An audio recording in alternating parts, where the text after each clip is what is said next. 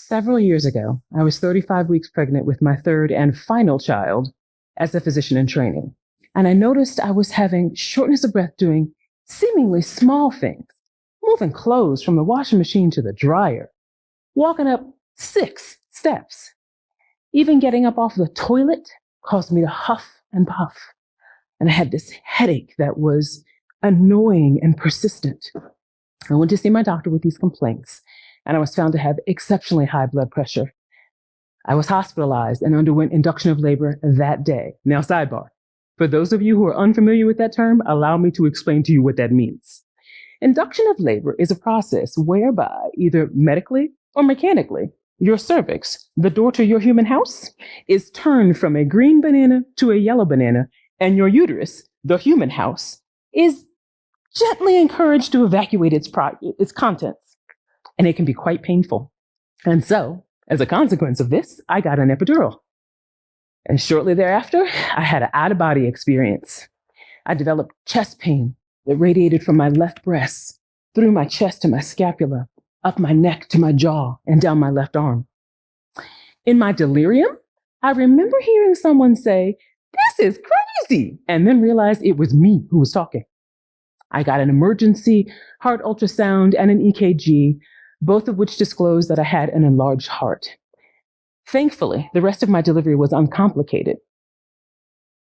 The signs, what I described to you, the pains that I described to you, are the signs and symptoms of a heart attack. And in retrospect, I thought I was going to die. No one should know where their coronary arteries are, let alone what it feels like when they spasm. Take my word. I saw a cardiologist for the next 6 weeks and was cleared for any long-term catastrophic damage, but I learned that I had high blood pressure that I would have to take a medication for every day for the rest of my life. I had preeclampsia, or what is also called severe hypertension of pregnancy, and it can cause seizures, strokes, organ damage, and death in the mother. And in her unborn child, it can cause premature delivery, growth complications, and death. Globally, it occurs in about 2 to 8% of pregnancies worldwide, but there are some hot spots where the numbers are actually higher, where the rates are higher. For example, in sub-Saharan Africa, the frequency is 13 to 14%, and it is the leading cause of maternal morbidity, meaning what doesn't kill you might just maim you. It's also the leading cause of maternal mortality. In Pakistan, the rate is 16%. Speaking of preeclampsia and all of this killing, 70,000 women and 500,000 babies die annually because of it. Remember that disposable organ you had, the one that functioned like a lung and a kidney for you and was a tree-like attachment that connected you to your mother that was a lifeline? That was your placenta. Preeclampsia is a disease of the placenta, and it can have long-term health consequences for a mother and her unborn child. Why does any of this even matter? Why are we talking about this? Well, because the rate of maternal mortality and morbidity of pregnancy has been stagnant globally and has been on the rise in the US over the past few years. Because what happens during your pregnancy can affect your legacy for generations to come. Because nobody should die while trying to bring forth new life. Children born to women with hypertensive disorders have an increased likelihood of having high blood pressure themselves, and they also have an increased risk of having disorders of the heart, the hormones, and the nervous system, like attention deficit hyperactivity disorder and autism spectrum disorder. They have issues with poor memory, and they also have difficulty with visual spatial processing. What if I told you there was something we could do in order to be able to make it so you thrive during pregnancy? What if I showed you how you could thrive during pregnancy? The placenta is the key. Several diseases in pregnancy are related to micronutrient deficiencies, small, essential building blocks that are crucial for fetal development and for placental optimal functioning of the placenta. For example, iron. Worldwide, 2 billion folks are iron deficient or anemic. We use it to make red blood cells, and those red blood cells then carry oxygen to all of our tissues. But specific to pregnancy, it's used by the placenta, the baby, and the uterus, all for growth. Deficiencies in iron will result in an increased risk of preeclampsia for the mother, and for the unborn child, increased risk of autism spectrum disorder by 12%. schizophrenia by 30%, an increased likelihood of premature delivery, poor growth, and poor brain functioning. Specific to the fetus, when you're in your mother's womb from 32 weeks until about 2 years old, you're making a massive number of connections with these nerve cells in your brain. In order to be able to increase the processor speeds that happen inside your brain, there's a substance called myelin that is responsible for insulating the nerve cells, wrapping them in order to make it so that one message to another cell, messages from one to another, move quickly. That process is dependent upon iron. And so if you are iron deficient, then you have low insulation and slower processing speeds. And unfortunately, this isn't reversible. You get the iron stores from your mother in utero, and you bank on that for the next 6 months of your life. An additional micronutrient deficiency, vitamin D. She's a big one. So we know about the role that vitamin D plays in giving us strong bones. She and calcium are ace-spoon coons, and they work together in order to make it so that your bones are straight. But vitamin D also functions like a hormone that has a role in infertility, miscarriage, hair growth, and your general health overall, how well your immune system works. Deficiencies in vitamin D in pregnancy predispose the mother for gestational diabetes, which is diabetes that is limited to pregnancy, and that has its own risk.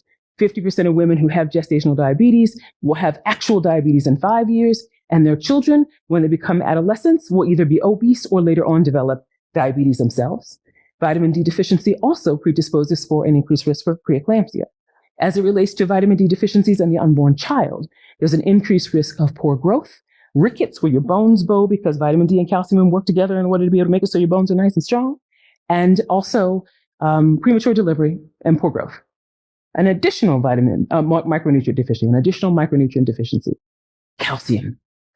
We know about its role in strong bones with vitamin D, as I referenced, but calcium also plays a role in cancer and heart disease. In a pregnancy, an unborn child gleans all of its calcium stores from the bones of its mother. Specific to pregnancy, deficiencies in calcium predispose the mother for preeclampsia.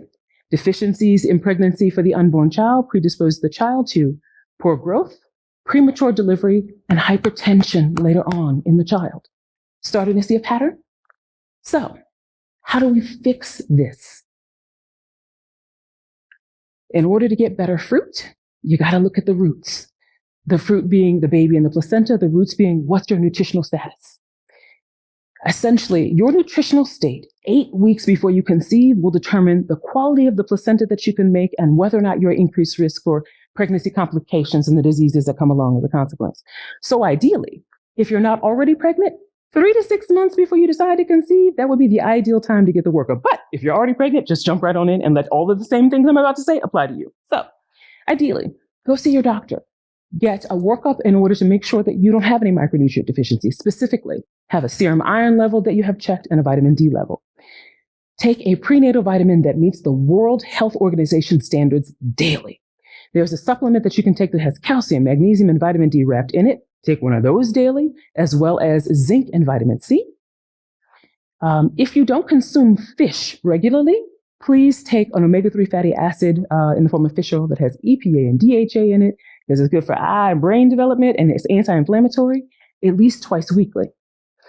From the standpoint of diet, eat foods that are fortified, whole grains, increase your fiber so that it's at least 25 grams daily.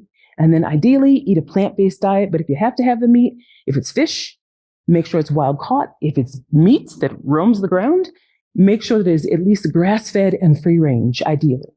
And finally, exercise. It doesn't have to be fancy. 30 minutes, 5 out of 7 days a week of brisk walking, like it's a Black Friday sale and you're trying to beat somebody to that sweater before they get to it before you. As a 2-time survivor of severe preeclampsia and an OBGYN who functions as an emergency department physician for women, I commonly see the complications and comorbidities of pregnancy. Regularly, I see them. Common among the women who have these complications are what they eat or don't, the amount of rest that they obtain, sleep or rest, how much water they consume, and stress and how they cope with it. So I've talked to you about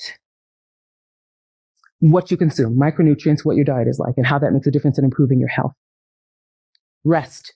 You need consistently 7 to 9 hours of sleep at night in order to regenerate yourself. As someone already suggested, even your iPhone has to be plugged in at night in order to charge itself. How are we really any different? Water. There are different schools of thought about how much water is appropriate, from half your body weight converted to ounces to 3 liters for pregnant women, with 2.5 being what you consume and the remainder being from the foods that you eat. But here's the trick. When your lips don't look like a desiccated seahorse, when they don't look like crusts of the earth, the layers, when you don't have a million lines in them, and when you're not thirsty, you generally have enough water on board, because thirst is your body's sign that you're already dehydrated and behind the 8 ball. And finally, stress. What do you do in order to turn the volumes down outside of you for all that's going on in the world? Consider yoga, mindfulness meditation, or even mindfulness movement. All of them will decrease your resting heart rate. They will actually increase blood flow to your tissues, and they will actually cause you to make antioxidants, which is like you lovingly stroking on your own cardiovascular system and nervous system. I've given you some suggestions on how you can optimize your placental function by what it is you eat and how you move through space, exercise, yoga, and meditation, in order to decrease the risk of pregnancy complications and the damage that they can cause to your unborn child, allowing you both to thrive. Like Maya Angelou said, when you know better, you do better. And I sincerely hope that this information allows you to do just that better. Thank you.